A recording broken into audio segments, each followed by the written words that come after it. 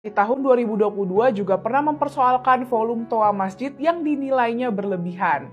Masyarakat yang gak terima mendatangi rumah Zaskia dan melempari rumahnya dengan batu. Para pengurus masjid di seluruh Indonesia, tolong jangan egois ya. Janganlah suara dari dalam masjid dipancarkan dengan keras keluar pakai pengeras suara.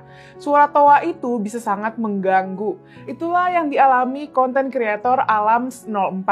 Dia membagikan pengalaman pahitnya soal toa masjid di akun Instagramnya pada 21 Mei. Captionnya, wajar gak sih nih? Di video terlihat raut mukanya yang kesal karena suara mengaji pakai toa masjid dekat lingkungan rumahnya itu kenceng banget. Saking kerasnya suara, sang anak yang masih bayi sampai terbangun dari tidurnya dan nangis kenceng. Video ini menarik perhatian netizen, ada yang pro, ada yang kontra.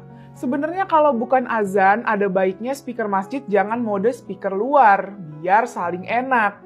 Semua juga harus ada adabnya kan, kata netizen yang mendukung konten ini. Islam itu rahmatan lil alamin, kan bisa pakai suara dalam, kata netizen lain. Tapi nggak sedikit juga yang malah menghujat alam. Jin kepanasan, komen netizen yang kontra. Lebih dulu masjid atau rumah lubang yang berdiri di daerah itu, timpal netizen lainnya. Kasus protes soal toa masjid ini memang udah lama muncul di banyak tempat. Di dekat masjid kan bisa aja ada orang dewasa yang mau istirahat, warga yang sakit, atau bahkan sekedar sedang konsentrasi belajar.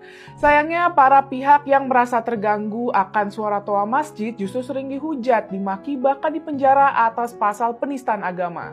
Yang paling terkenal adalah kasus Bu Meiliana di Tanjung Balai, Sumatera Utara tahun 2016. Meiliana yang hanya mengeluhkan volume toa masjid di dekat rumahnya dijatuhi hukuman 18 bulan penjara karena dianggap menista agama.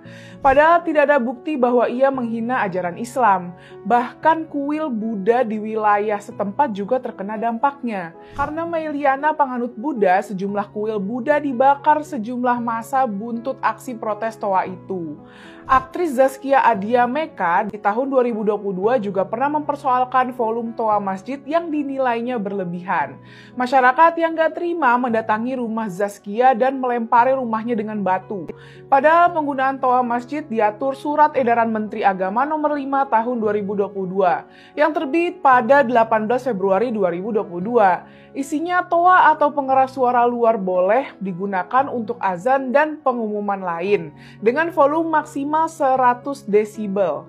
Kegiatan lain seperti tadarus, pengajian, atau ceramah disarankan memakai speaker dalam agar tidak mengganggu lingkungan sekitar. Artinya negara mengakui bahwa penggunaan toa bisa menimbulkan gangguan jika tidak dikontrol, dan itulah kenapa ada regulasi formalnya.